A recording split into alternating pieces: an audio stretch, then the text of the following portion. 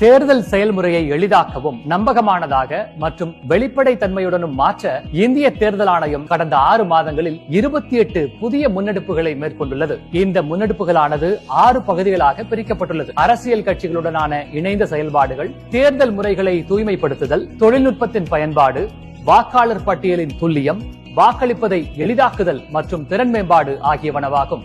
இந்த பகுதியில் சிறப்பு வாக்காளர் பட்டியல் திருத்தப் பணி பற்றி பேசுவோம்.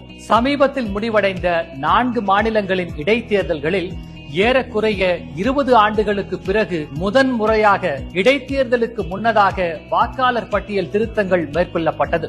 இம்முன்னெடுப்பு தகுதியுள்ள அனைத்து வாக்காளர்களும் தங்கள் வாக்களிக்கும் உரிமையை பெறுவதை உறுதி செய்வதோடு வாக்காளர் பட்டியலில் தகுதியற்ற பதிவுகள் நீக்கப்படுவதையும் உறுதி செய்வதன் மூலம் இடைத்தேர்தல்களில் வெளிப்படைத்தன்மை மற்றும் நம்பகத்தன்மையினை மேம்படுத்த உதவியது. அடுத்த காணொலியில் இந்திய தேர்தல் ஆணையத்தால் மேற்கொள்ளப்பட்டுள்ள பிற முன்னெடுப்புகளை பற்றி காண்போம்.